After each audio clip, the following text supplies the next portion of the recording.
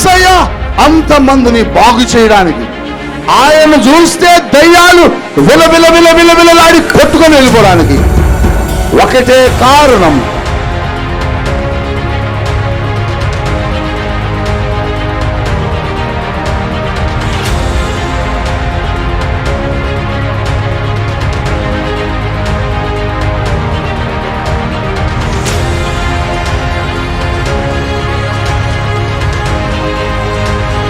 ఒక్కొక్క రోగానికి ఒక్కొక్క రకమైన డాక్టర్ ఉన్నాడు భూమి మీద.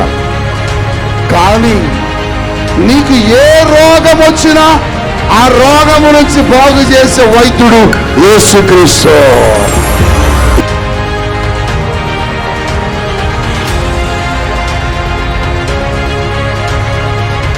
డాడీ నా తల మీద చేయి పట్టి ప్రార్థించినప్పుడు ఏదో ఒక శక్తి వచ్చి నన్ను తాకినట్టు వెంటనే నా మెడ నరాలు బాగా పెయిన్ వస్తే వెంటనే రిలీఫ్ వచ్చిందండి. నాకు విపరీతమైన నొప్పి, అసలు తట్టుకోలేకపోయినా. ముక్కు మీద చేయి పెట్టుకున్నా, డాడీ వచ్చి చేయి పెట్టగానే నా ముక్కులో ఉన్న ఏదో ఒకటి బయటికి వెళ్ళిపోయినట్టు అనిపించింది. నా పెయిన్ మొత్తం తగ్గిపోయింది. డాడీ వచ్చి తల మీద చేయి పెట్టినప్పుడు నాకేదో తేలిక అయిపోయింది, కరెంట్ జాక్ పెట్టాడు. కానీ నాకు ఫ్రీ అయిపోయింది అంతే. మంచిగా ఉంది, ఇప్పుడు సంతోషంగా ఉంది.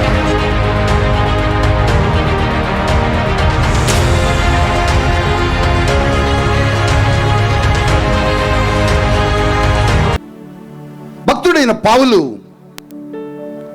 రోమీయులకు రాస్తూ చాలా విషయాలను సంఘానికి తెలియచేశాడు. భక్తుడైన పౌలు రోమా సంఘానికి చాలా అద్భుతమైన పత్రికను దేవుని ఆత్మచేత నింపబడి రాశాడు. భక్తుడైన పౌలు రోమా సంఘానికి చాలా అద్భుతమైనటువంటి మాటలను తెలియజేశాడు. పౌలు రాసిన పత్రికలు, పౌలు రాసిన విషయాలు అవి పౌలు హృదయములో నుంచి వచ్చినవి కాదు, పరిశుద్ధాత్మ ప్రేరణలో నుండి వచ్చినవి. బిగ్గరగా చెబుదాం. పౌలు రాసిన ఆత్మచేత రాసినటువంటి మాటలు చాలా చాలా శ్రేష్టమైనవి. బైబిల్ అంతా ఒక ఎత్తు. బైబిల్ స్పష్టంగా చదివితే అర్థమైంది. బైబిల్ అంతా ఒక ఎత్తు.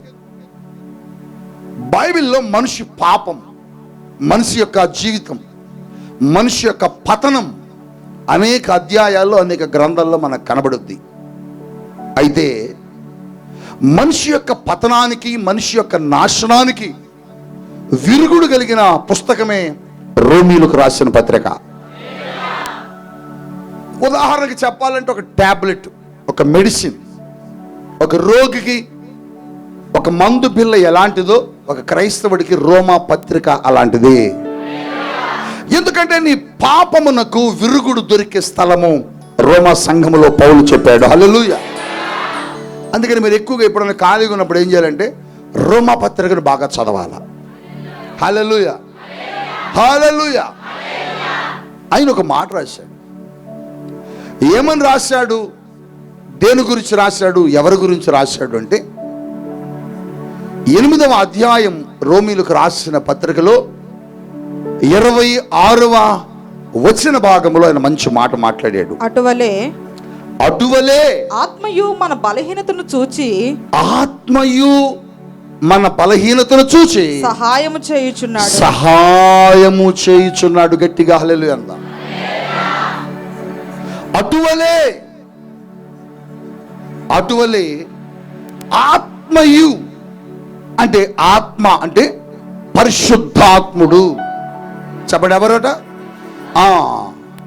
దేవుడు మనకు అనుగ్రహించిన ఆత్మను గురించి మాట్లాడుతున్నాడు భక్తుడు పౌలు. భక్తుడైన పౌలు గారు ఇక్కడ రాస్తున్న మాటకు అర్థం ఏంటంటే పరిశుద్ధాత్ముడట మన బలహీనతలలో మనకు సహాయము చేయుచున్నాడు రాస్తున్నాడు. ఈ బలహీనతల గురించి మనం అనుకుంటాం రకరకాల బలహీనతలు ఉంటాయి, రకరకాల బలహీనతలు. కానీ ఇక్కడ పౌలు నొక్కి రాసిన సందర్భం ఏంటంటే ఇంగ్లీష్ వర్షన్లో కానీ, గ్రీక్ వర్డ్లో కానీ, లేకపోతే హిబ్రూలో కానీ ఈ బలహీనత అన్న ప్రదేశంలో రాయబడిన మాట ఏంటంటే అనారోగ్యం, అస్వస్థత, రోగం, బలహీనత అంటే మనకు కలిగే రోగాల నుంచి, మనకు కలుగుతున్న వ్యాధుల నుంచి, మనకు కలుగుతున్న మరి శరీర బలహీనతల నుంచి మనకు సహాయం చేయడానికి ఎవరున్నారు ఈ భూమి మీద అంటే పరిశుద్ధాత్మ దేవుడే. బా, ఎవరట ఆయన చెప్పండి? పరిశుద్ధాత్ముడు. ఆయన ఏం చేస్తాడండి అట, మన బలహీనతలలో, మన అనారోగ్యాలలో, మన రోగములలో, మన జబ్బులలో, మన సమస్యలలో, మనం అనుభవిస్తున్న ఈ శరీర రోగాల్లో ఆయన ఏం చేయాలనుకున్నాడంటేనట, సహాయం చేయాలనుకుంటున్నాడట.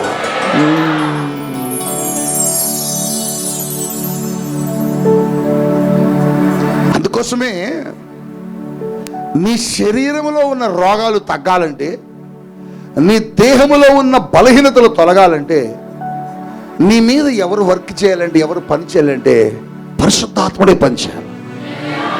ఇప్పుడు ఆ వ్యక్తిని లేపి నిలబెట్టినప్పుడు సమస్యతో ఉన్నది, రోగంతో ఉన్నది. ఆ వ్యక్తి మీదకు నేను ఎవరిని విడుదల చేశానంటే పరిశుద్ధాత్మ శక్తిని విడుదల చేశాను. అంటే పరిశుద్ధాత్ముడు సంఘములో ప్రధానమైన పాత్ర పోషిస్తాడు. పరిశుద్ధాత్ముడు స్వస్థపరిచే పరిచర్యలో, హీలింగ్ మినిస్ట్రీలో, డెలివరెన్స్ మినిస్ట్రీలో, విడుదల పరిచర్యలో ఆయన ప్రధానమైన పాత్ర పోషిస్తాడు.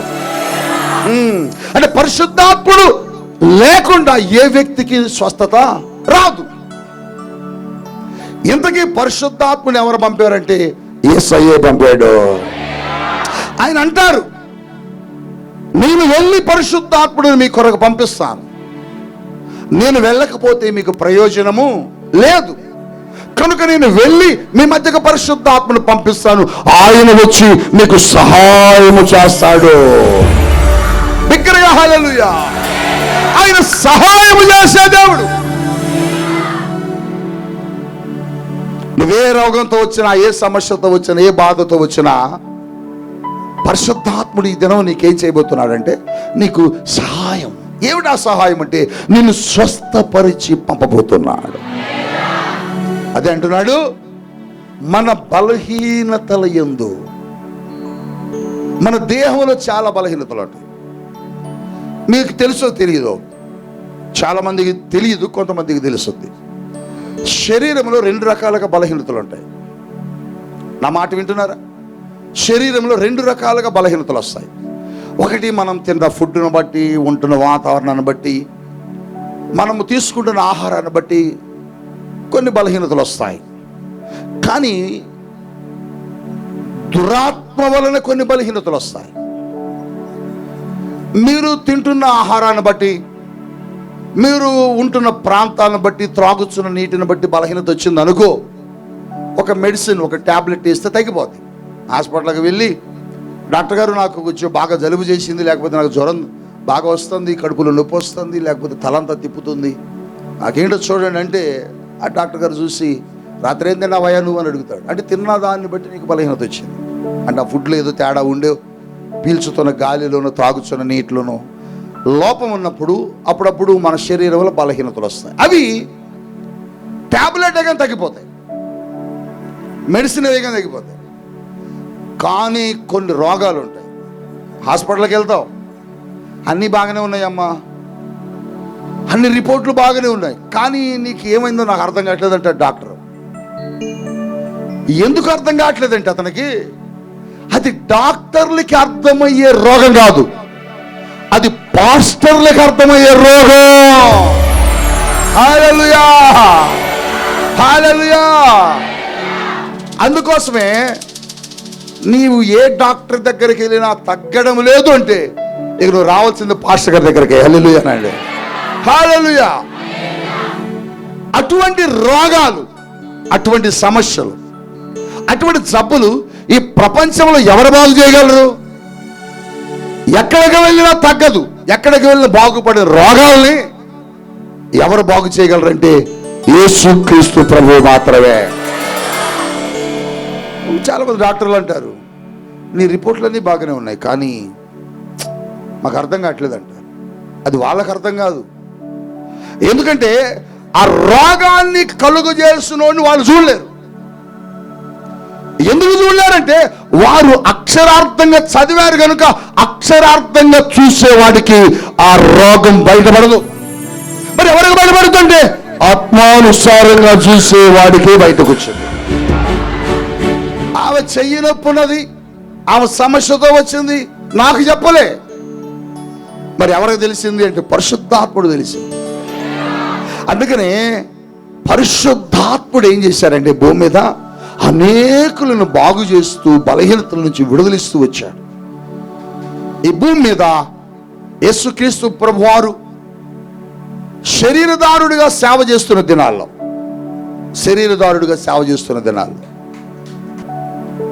ఆయన గురించి లూకా ఒక అద్భుతమైన మాట రాశాడు. లూకా ఆయన ఏమన్నాడంటే, యేసుక్రీస్తు ప్రభువునట తండ్రి అయిన దేవుడు పరిశుద్ధాత్మతోను శక్తితోను ఆయనను అభిషేకించాడు. అపోస్తుల కార్యముల గ్రంథం 10వ అధ్యాయం 38వ వచనములు అంటున్నారు. ఆయన ఏమంటున్నారు? అదేదనగా దేవుడు నజరేయుడైన యేసును పరిశుద్ధాత్మతోను శక్తితోను అభిషేకించినది. యేసుక్రీస్తు ప్రభు మీద ఎవరున్నారంటే పరిశుద్ధాత్మ శక్తి ఉన్నది.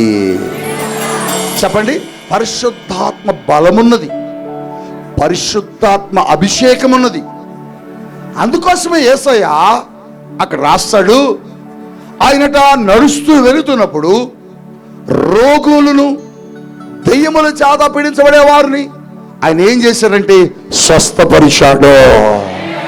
హల్లెలూయా. యేసయ్య అంతమందిని స్వస్థపరచడానికి, యేసయ్య అంతమందిని బాగు చేయడానికి, ఆయన చూస్తే దయ్యాలు విలవిలలాడి కొట్టుకొని వెళ్ళిపోవడానికి ఒకటే కారణం, ఆయన మీద పరిశుద్ధాత్మ దేవుడు ఉన్నాడు. హల్లెలూయా. అందుకోసమే అంటున్నాడు పరిశుద్ధాత్మ శక్తితో అభిషేకించాడు దేవుడు ఆయన్ని.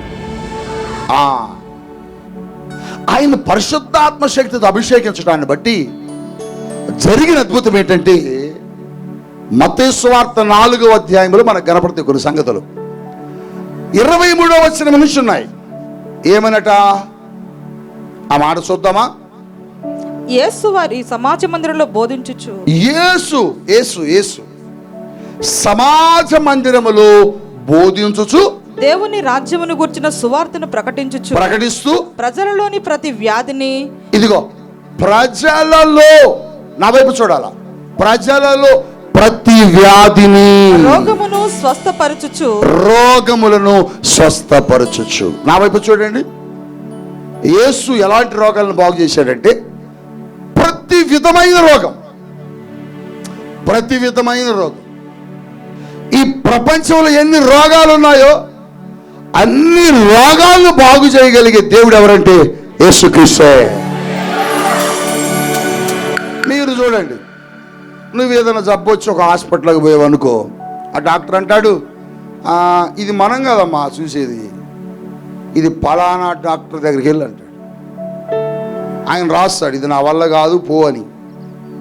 ఆ డాక్టర్ దగ్గరికి వెళ్తే ఆయన అంటాడు, నేను చూశానమ్మా, నేను చూసినది అంతా బాగానే ఉన్నది, కానీ నాకు కూడా అర్థం కావట్లే, ఇంకొక డాక్టర్ని రాస్తాను, అక్కడికి పో అంటాడు. అక్కడ కూడా పోతే వాళ్ళకి అర్థం కాదు. అంటే ఎందుకు చెబుతున్నానంటే ఒక్కొక్క రోగానికి ఒక్కొక్క రకమైన డాక్టర్ ఉన్నాడు భూమి మీద.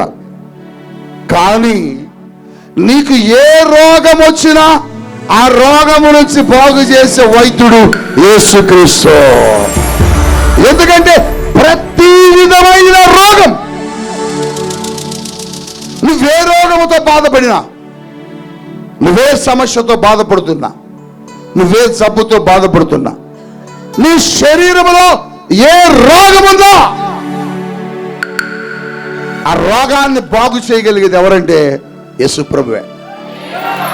నువ్వెక్కడికి వెళ్ళినా తగ్గడం లేదంటే రావాల్సిన చిరునామా యేసుక్రీస్తు ప్రభువే.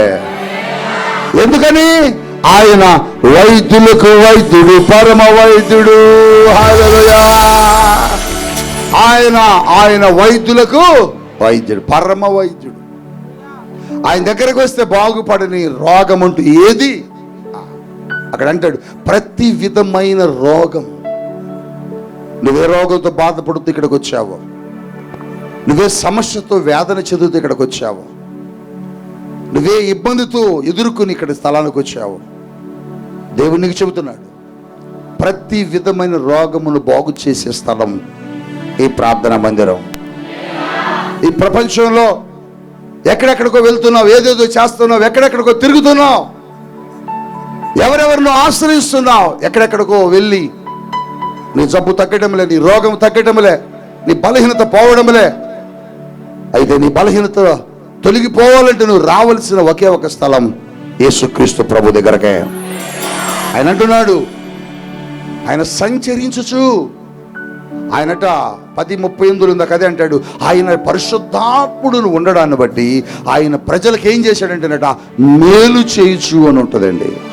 పరిశుద్ధాత్ముని యొక్క స్వభావం, పరిశుద్ధాత్ముని యొక్క నైజం, పరిశుద్ధాత్ముని యొక్క గుణం, పరిశుద్ధాత్ముని యొక్క ప్రత్యేకత ఏమిటంటే ఆయన ఇతరులకి మేలు చేసే దేవుడై ఉన్నాడు. నువ్వే కష్టంతో వచ్చావు నాన్న, ఎన్ని సమస్యలతో వచ్చావు. ప్రతి విధమైన రోగమే కాదు, ప్రతి విధమైన సమస్యను కూడా పరిష్కరిస్తాడు.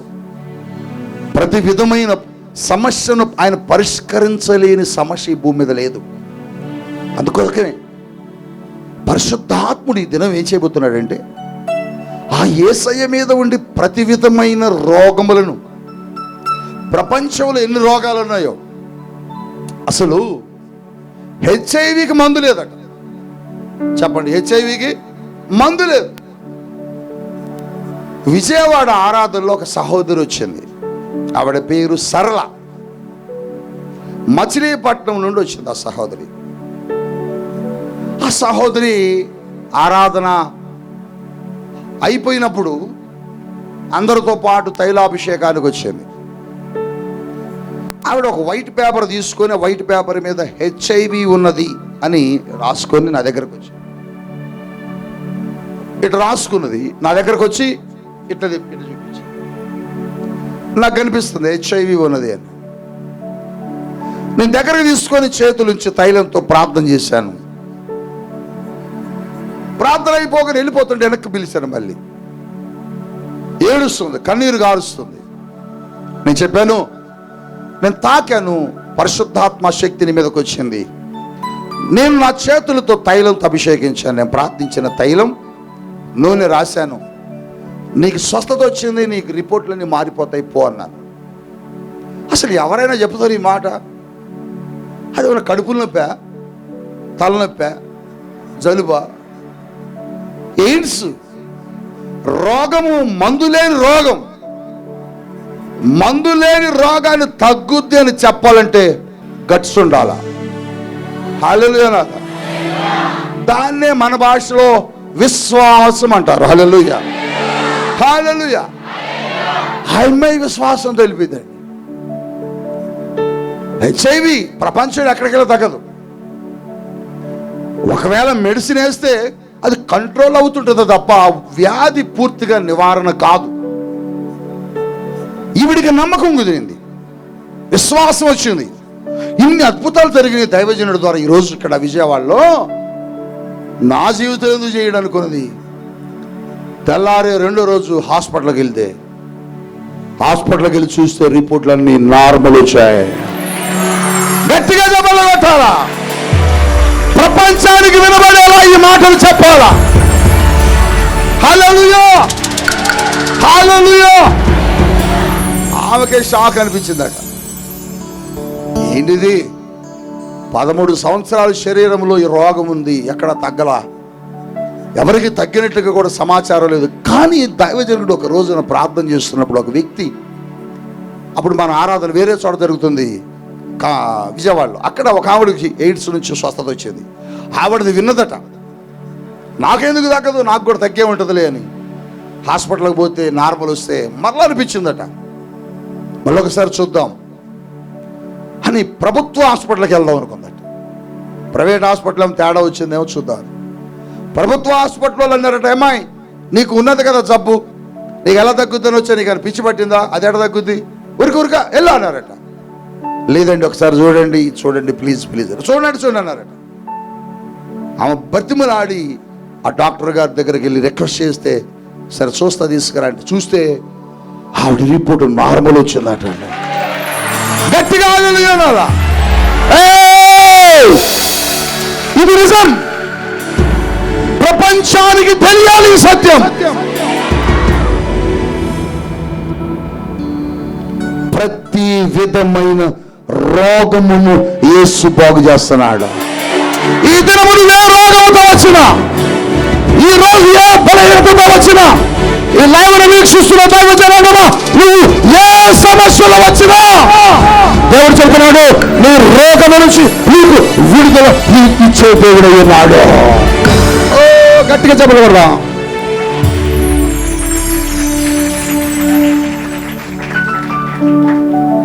ప్రతి విధమైన రోగం, ప్రతి విధమైన జబ్బు బాగు చేస్తూ యేసయ్య ఏం చేశాడనట, సంచరిస్తున్నాడట. దెయ్యమును పట్టిన వారి నుంచి విడుదలిస్తున్నాడట. హల్లెలూయా. బా దెయ్యాలు చూడండి, ఇందాక ఎట్ట కేకలేసిన అక్కడ. మీకు తెలుసా, దెయ్యం ఉంటే వాళ్ళకి ఏం తెలియదు, అందరిలాగే ఉంటారు. కానీ ఆ దెయ్యం లోపల ఏం చేస్తుంటాడంటే, వాడికి వచ్చిన ఇష్టం వచ్చినట్లుగా చేపిస్తుంటాడు, వాడికి ఇష్టం వచ్చినట్లుగా నడిపిస్తుంటాడు, మనకు తెలియదు. ఉదాహరణకి ఏమనిపించింది అంటే, ఇదిగో ఈ పాపం చెయ్యి, ఈ పాపం చెయ్యి, ఈ పాపం చెయ్యి అనిపిస్తాడు. లేకపోతే ఈ అబద్ధమాడు అనిపిస్తాడు. లేకపోతే ఇలా వ్యతిరేకంగా వెళ్ళి అనిపిస్తాడు. అప్పుడప్పుడు మీ ఇంట్లో మీ పిల్లలు, లేకపోతే మీ ఆవిడ, లేకపోతే మీ ఆయన, మీ కుటుంబ సభ్యులు ఎప్పుడన్నావా ఇలాంటివి చేస్తున్నప్పుడు మీరు గుర్తించాల్సింది ఏంటంటే, ప్రార్థన చేసుకున్నావురా అబ్బా, అక్క ప్రార్థన చేసుకున్నావురా, నాన్న ప్రార్థన చేసుకున్నా, ప్రార్థన లేదు ఇప్పుడు ఆగండి అన్నారు. ఓహో చావు వీళ్ళకి ఎవరు వచ్చినట్టు. సాతానుడేమో దేవుణ్ణి ఒప్పుకోడు, మీరు గుర్తు పెట్టుకోవాలి. వాడు ఏం చేస్తాడంటే, వాడికి ఎలాంటి కోరికలు ఉంటాయో ఆ శరీరాన్ని వాడుకొని అలా చేపిస్తూ ఉంటాడు. వీళ్ళకి తెలియదు అది. అందుకని వదలగానే నేనేంటి ఏం చేసినా, నేను ఎక్కడున్నేంటి అంటారు. ఒక ఆమె విజయవాడలో అంటుంది, బాబు వదిలిచ్చాక నేనేంటి ఇక్కడున్నా అంటుంది. అంటే ఆమెకు తెలియదు ఏం చేస్తుంది అనేది. అలా ఎవరు చేపిస్తారంటే, దురాత్మలు చేపిస్తారు. అయితే యేసు ఏం చేశాడంటే, అటువంటి వారి బాధను చూసి వారిని ఆ బాధ నుంచి విడిపించడానికి దురాత్మలను పారద్రోలుతూ వెళ్ళేవాడు అన్నమాట. ఈరోజు అదే జరిగింది, ఈరోజు ఇంకా జరగబోతున్నాయి. పరిశుద్ధాత్మ తైలాభిషేకం ఉద్దేశం అదే. దేశంలో, రాష్ట్రంలో, నగరాలలో, పట్టణాల్లో ఈ పరిశుద్ధాత్మ తైలాభిషేకం అందుకే ఏర్పాటు చేస్తున్నాం. నువ్వు అనుకోవచ్చు, ఈ రోగం ఎక్కడికి వెళ్ళినా తగ్గదులేని, ఈ జబ్బు ఎక్కడికి వెళ్ళినా వదలదులేని, ఈ దెయ్యం ఎక్కడికి వెళ్ళినా పోదులేదు, ఎక్కడికి వెళ్ళినా తగ్గదేమో. కానీ యేసయ్య దగ్గరికి వస్తే తగ్గుద్ది. మీ కుటుంబాన్ని ఈ దెయ్యాలు ఏం చేస్తాయంటే నెమ్మది లేకుండా చేస్తాయి. చూడు, భార్య భర్తలకి నెమ్మది ఉండదు. భార్య భర్తను కొడతాడు, భర్త భార్యను కొట్టిద్ది. రకరకాల సమస్యలు ఇంట్లో ఉంటాయి. ఒకరి మీద ఒకరికి ప్రేమ ఉండదు, నమ్మకం ఉండదు. ఇవన్నీ ఎందుకంటే మీ ఇంట్లో సాతానుడు ఏలుబడి చేస్తూ ఉంటాడు. అయితే వాడి ఏలుబడి నుంచి మీరు విడుదల పొందాలంటే ఒకటే మార్గం. ఆ మార్గం ఏంటంటే, మీ ఇంట్లో బలమైన ఆరాధన జరగాలి. ఇప్పుడు ఎందుకు లేచి ఆ దెయ్యాలన్నీ అంటే, అంత ఆరాధన చేసాం మనం. వాడికి అన్నీ నచ్చుతాయి, ఇదొక్కటే నచ్చదు. ఏది? ఆరాధన చేస్తే వాడికి ఇష్టం ఉండదు. నువ్వేం చేసి ఇష్టపడతాడు, నువ్వేం తిన్నామన్నా తినిపిస్తాడు, నువ్వు ఎక్కడికి వెళ్దామని నిలిపిస్తాడు. కానీ ఆరాధన స్థలానికి మాత్రం వెళ్ళొద్దబ్బా ప్లీజ్, కలవరి మార్గానికి వెళ్ళొద్దాడు. బాగా అమ్మాయి లెగిసిన కానీ ఆరాధన చేస్తాడు. ఎందుకంటే ఆరాధన జరిగే స్థలాల్లో వాడు ఉండడు. అందుకని మనం ఏం చేయాలి చెప్పండి, ఏం చేయాలి? హల్లెలూయా చెప్పండి, హల్లెలూయా హల్లెలూయా, దగ్గరగా హల్లెలూయా. ఆరాధన అందుకని బాగా చేయాలి. మీ ఇళ్లలో నెమ్మది పాస్టర్ గారు మా ఆయన మాట్లాడలేదు, నన్ను కొడుతున్నా. ఎందుకు కొడుతున్నాడంటే వాళ్ళు దెయ్యాలని, వాళ్ళు దెయ్యాలు అక్కడ మీ ఇంట్లో ఉన్నాయి. మీ ఇంట్లో వాడు దెయ్యాలు తీసుకొచ్చి పెట్టాడు, అవి పోవాలా. అవి పోవాలంటే మీ ఇంట్లో ఏం జరగాలి? Full worship. చెప్పండి, ఏం చేయాలి? మీరేం చేయాలంటే ఒక కంజర కొనుక్కొని, డప్పు కొనుక్కొని, డోలు కొనుక్కొని, గజ్జలు కొనుక్కొని సాయంత్రం 8-9 నుంచి మొదలు పెట్టండి. చెప్పండి, ఏం చేయాలా? ఇంటి నిండా ఏం చేయాలా? హల్లెలూయా హల్లెలూయా. నీ మహిమను ధరించిన పరిశుద్ధులు నా కంట పడగాలి. నీ మహిమను ధరించిన పరిశుద్ధులు నా కంట పడగాలి. అందరూ కలిసి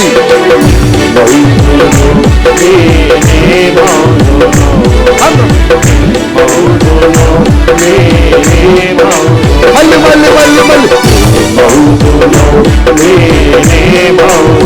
చెప్పట్లో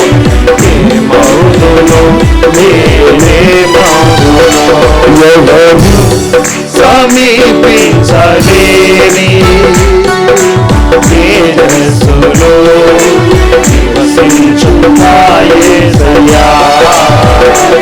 ఎవరు సమీపించలేని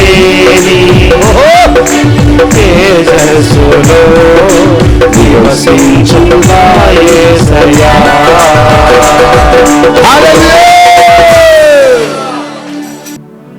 ఆరాధన చేయండి, మీ గృహాల్లో స్తుతించండి. అప్పుడేమవుతుంటే మీ ఇంట్లో ఉన్న దెయ్యాలన్నీ పటాపంచలైపోయి బయటికి వెళ్ళిపోతాయి. వ్యాధులు రోగములను కలిగజేసే దురాత్మలన్నీ వెళ్ళిపోతున్నాయండి యేసయ్యను చూసి. ఎందుకంటే యేసుక్రీస్తు ప్రభు మీద అభిషేకం, పరిశుద్ధాత్మ అభిషేకం, పరిశుద్ధాత్మ శక్తి. ఈరోజు నువ్వు ఏ బాధతో వచ్చావు, పరిశుద్ధాత్ముడు నిన్ను బాగు చేసి ప్రతి విధమైన సమస్య, ప్రతి విధమైన రోగం నీ నుంచి ఈరోజు ఏమవుతుందంటే బయటికి వెళ్ళిపోయింది. హల్లెలూయా. ఒకరోజు యేసు ప్రభు వారు ఒక మార్గం గుండా వెళుతుంటేనట 12 సంవత్సరాల నుంచి రక్తస్రావంతో బాధపడే ఒక వ్యక్తి. చెప్పండి, 12 సంవత్సరాల నుంచి రక్తస్రావంతో బాధపడే వ్యక్తి. ఆవిడ గురించి బైబిల్లో చాలా అద్భుతమైన స్టేట్మెంట్ రాశాడు భక్తుడు. ఏమన్నాడు చూడండి, ఈ మార్కు సువార్తలో 5వ అధ్యాయంలో 12 ఏళ్ల నుండి రక్తస్రావ రోగము కలిగిన ఒక స్త్రీ ఉండెను. ఆమె అనేక మంది వైద్యుల చేత ఎన్నో తిప్పలు పడి. ఇక్కడ మీరు ఎప్పుడైనా చదివారా? వైద్యుల చేత ఎన్నో తిప్పల పడి. చూడండి, నాకెళ్ళి చూడండి, నా వైపు చూడండి. అనేక మంది వైద్యుల చేత ఎన్నో, ఆమెకు వచ్చిన జబ్బుని బట్టిగా తిప్పలు పడ్డది, ఆమెకు వచ్చిన రోగాన్ని బట్టి కాదు తిప్పలు పడ్డది. ఎంతో మంది వైద్యుల చేత తిప్పలు పడిందట. అంటే వైద్యులు ఏం చేస్తున్నారు? ఆమెను బాధ పెడుతున్నారు, ఇబ్బంది పెడుతున్నారు. వెళ్ళిన ప్రతి హాస్పిటల్లో ఆమె దగ్గర ఉన్న డబ్బంతా పిండేస్తున్నారు. అమ్మా, ఈ స్కాన్ కాదు, ఇంకో స్కాన్ చేయాలి, పో. వెళ్తుంది డబ్బు తీసుకొని, స్కాన్ తీసుకుంటుంది. వచ్చాక స్కాన్ ఎటు చూస్తున్నారు, ఊరు ఇందులో ఏమీ లేదమ్మా, ఇంకొక స్కాన్ చేస్తాక వెనక్కి తిరిగమ్మా, వెనక్కి తిరిగి ఇంకొక స్కాన్ చేస్తారు. అసలు ఒళ్ళంతా స్కానింగ్సే. మనం అనుకుంటున్నాం ఇప్పుడే ఈ కొత్తగా చేస్తున్నారా ఈ డాక్టర్ గారులని. అప్పుడే ఉన్నారు, ఏమీ రోగం లేకపోయినా డబ్బులు పిండి డాక్టర్లు. హల్లెలూయా చెప్పండి. ఏమీ లేకపోయినా డబ్బులు పిండే డాక్టర్లు అప్పుడే ఉన్నారు. అందుకోసమే వాళ్ళని బట్టి అంత తిప్పలు పడింది ఆవిడ. వాళ్ళని బట్టి ఉన్న డబ్బంతా పాడు చేసుకున్నది. డాక్టర్ల తెలివి ఏంటంటే ఒక్కసారి నిన్ను ఎప్పుడు కూడా బాగు చేసే మెడిసిన్ ఇచ్చి పంపరు. నెలవాడు దీన్ని వచ్చే నెల చూద్దామంటారు. ఈ నెల రోజులు నువ్వు ఎంత క్రమంగా ట్యాబ్లెట్ వేస్తావంటే ఉదయం లేవగానే వేస్తావు, మధ్యాహ్నం వేస్తావు, సాయంత్రం వేస్తావు. ఏం చేసినా చెప్పిన ట్యాబ్లెట్ మాత్రం ఖచ్చితంగా వేసుకుంటావు. కానీ ఈ ట్యాబ్లెట్ వేసుకుంటున్నట్లే మార్నింగ్ లేవగానే ప్రార్థన, మధ్యాహ్నం ప్రార్థన, సాయంత్రం ప్రార్థన కనుక ఈ ట్యాబ్లెట్ లాగా రోజు నువ్వు చేస్తే అసలు నీకు రోగమే రాదు. హల్లెలూయానండి. ఎలా అంటే నువ్వు దేవుని సన్నిధులు ఎప్పుడైతే ప్రార్థన చేస్తావో నీ రోగాలన్నీ పోతాయి. డాక్టర్లు ఏం చేస్తారంటేనట ఆవిడికి ఎన్ని రకాలైన మందులు రాశారట. అన్ని సూపర్ స్పెషాలిటీ హాస్పిటల్స్ అప్పుడే ఉన్నాయి. డాక్టర్ దగ్గరట తన డబ్బంతా ఖర్చు పెట్టేసింది. నువ్వు కూడా చాలా డబ్బు ఖర్చు పెట్టావు, చాలా డబ్బు ఖర్చు పెట్టావు. ఈ లైబ్రరీ వీక్షిస్తున్న నువ్వు కూడా చాలా ధనాన్ని డాక్టర్ దగ్గర ఖర్చు పెట్టావు. అంత ఖర్చు చేసిందండి. తినేశారు, పిండేశారు ఆమెను డాక్టర్లు. ఏ డాక్టర్ దగ్గరికి వెళ్తే ఆ డాక్టర్ పిండి పడేశారు. ఇక ఆ దగ్గర ఏమీ లేదు, ఉన్నాయి మొత్తం. వెళ్దామంటే ఏమీ లేదు, ఇంట్లో కూర్చుంది పాపం. డబ్బంతా వైద్యులు ఖర్చు పెట్టేసింది. ఏం తెలియక బాధతో కూర్చొంది, ఏడుస్తుంది కూర్చొని. ఎవరో చెప్పారు, ఏమ్మా డబ్బులన్నీ అయిపోయినాయా? అయిపోయినాయి అన్న. మొన్నే ఆయన ఎవరు మోహన్ రావు గారు హాస్పిటల్కి వెళ్ళాను. ఆయన అసలు ఏంటన్నా అవన్నీ చాలా రాసి ట్యాబ్లెట్లు. తగ్గిందా? తగ్గలే. రవికుమార్ గారి దగ్గరికి వెళ్ళావా? వెళ్ళా, తగ్గలే. మరి ఇంకెవరి దగ్గరికి వెళ్ళా? ఓ చాంద్రి గారి దగ్గరికి. ఆయన పేరు ఏంటి, ఎలక్షన్లో నిలబడ్డాడు, ఆయన దగ్గర కూడా వెళ్ళా. ఎక్కడ ఆయన అసలు ఇంజక్షన్స్ సరిగ్గా చేయలేదు ఆ ఓట్ల కోసం. ఏమి ట్రీట్మెంట్ చేస్తాడు ఆయనకే తెలియట్లేదు గెలిచిన ఆనందంలో. చూసావా? తిరిగి తిరిగి తిరిగి తిరిగి తిరిగింది. డబ్బులన్నీ ఏం చేసింది? అయిపోయింది. మీరు కూడా అలాగే వచ్చారు ఇక్కడికి. చాలా డబ్బులు హాస్పిటల్ ఖర్చు పెట్టావు. బిడ్డను తీసుకుని హాస్పిటల్కి వెళ్ళావు, నీ భార్యను తీసుకుని హాస్పిటల్కి వెళ్ళావు, నీ భర్తను తీసుకుని హాస్పిటల్కి వెళ్ళావు, నీ కుటుంబంలో ఉన్న అన్నిటిని నమ్ముకుని వెళ్ళావు. ఎక్కడికి వెళ్ళినా తగ్గలా. ఎంతమంది దగ్గరికి వెళ్ళినా అక్కడ ఒక మాట రాయబడ్డదండి. ఆ మాట నేను చాలా, ఆ మాట చదివినప్పుడు ఏడ్చాను. ఏంటంటేనట, ఎక్కడికి వెళ్ళినా కూడా ఆమెకేమీ కలగలేదంటే ప్రయోజనం కలగల. ప్రయోజనం లేదు వైద్యుల దగ్గర, డాక్టర్ల దగ్గరికి వెళ్ళిన ప్రయోజనం లేదు, డాక్టర్ల దగ్గరికి వెళ్ళిన ప్రయోజనం కలగలేదు ఆమెకి. అనుకుంది జబ్బుకి ఎక్కడికి వెళ్ళి తగ్గలేదు. ఏం చేయాలా, ఏం చేయాలా? నువ్వు కూడా అలాగే అనుకున్నావా? ఎన్ని హాస్పిటల్కి పెట్టావు, దారపోసావు, డబ్బుని ఉన్నవన్నీ అమ్మేశావు.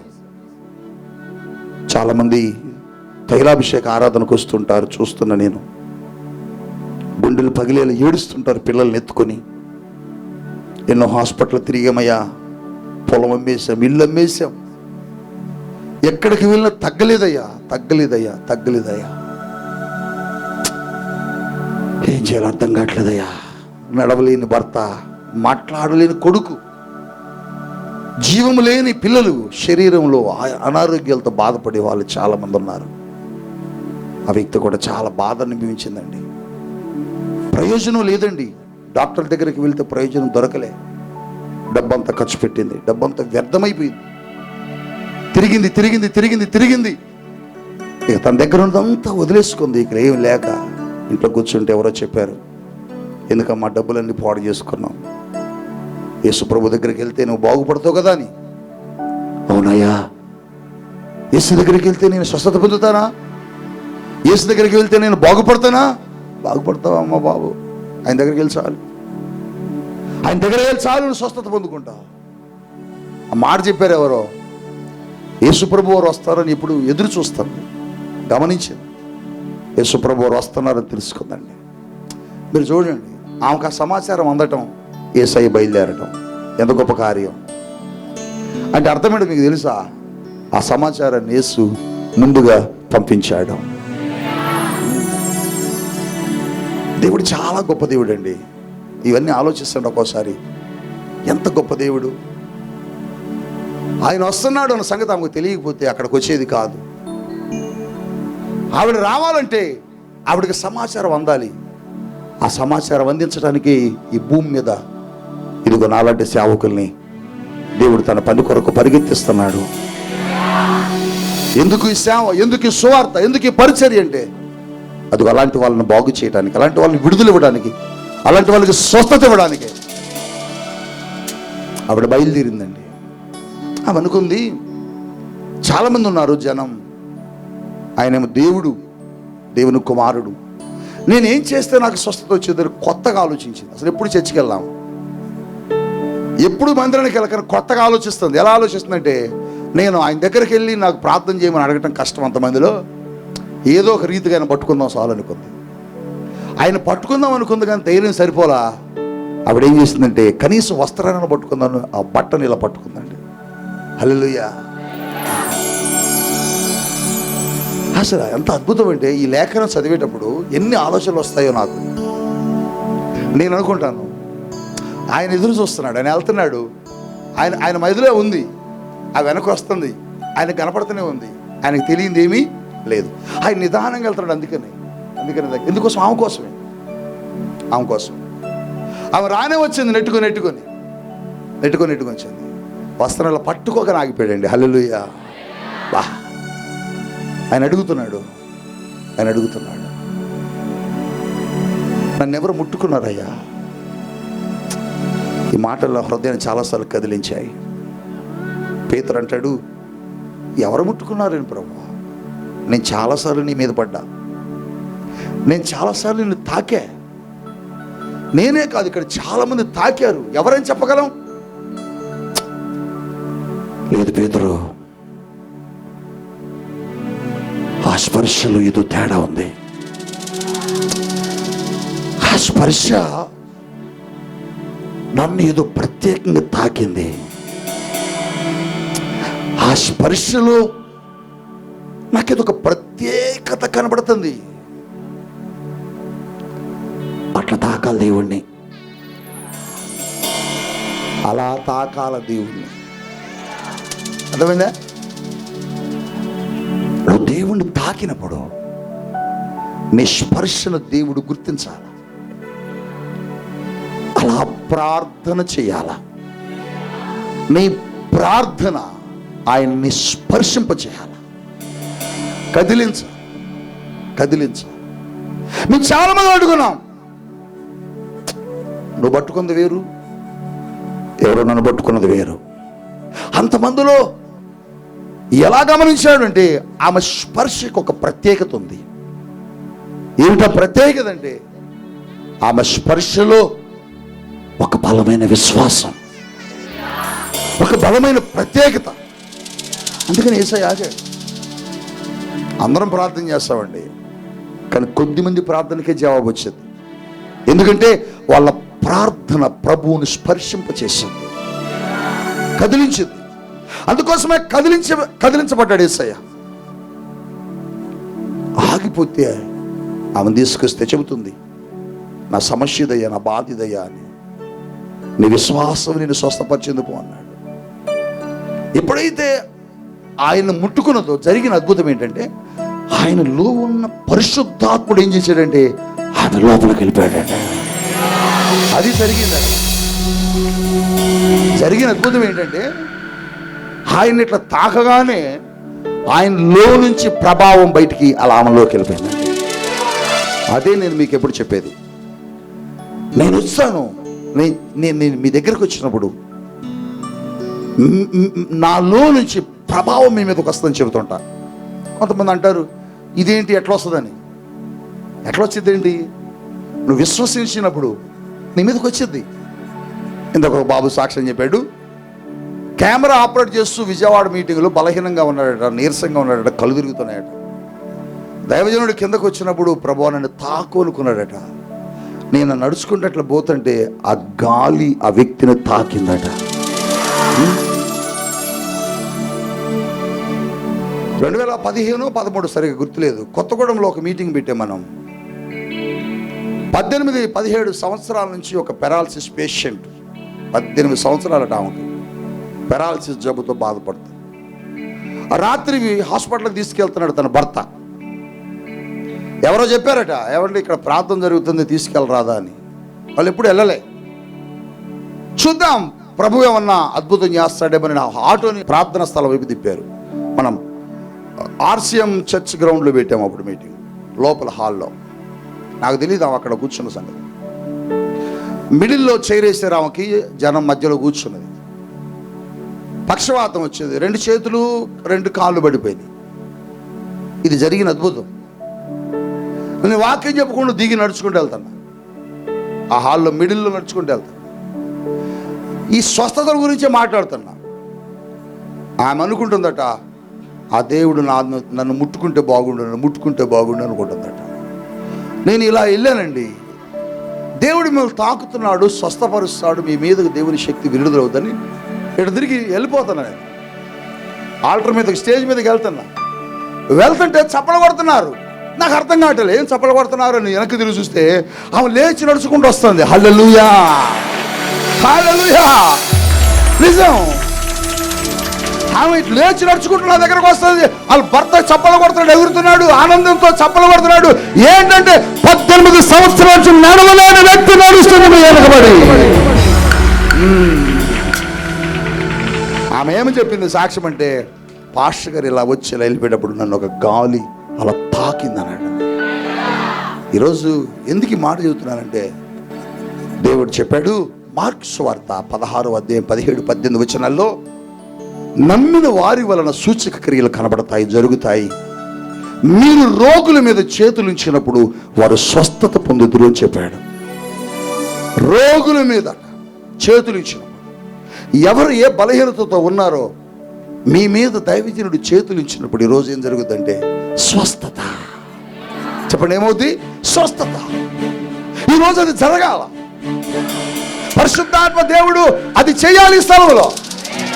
అందుకని బలహీనంగా ఎవరుంటారో మీరు ప్రభువా దైవజనుడు ద్వారాలను తాకండి ఈ అద్భుతాల ఆరాధనలో అని అంటే, దేవుడు ఏం చేస్తాడు తెలుసా?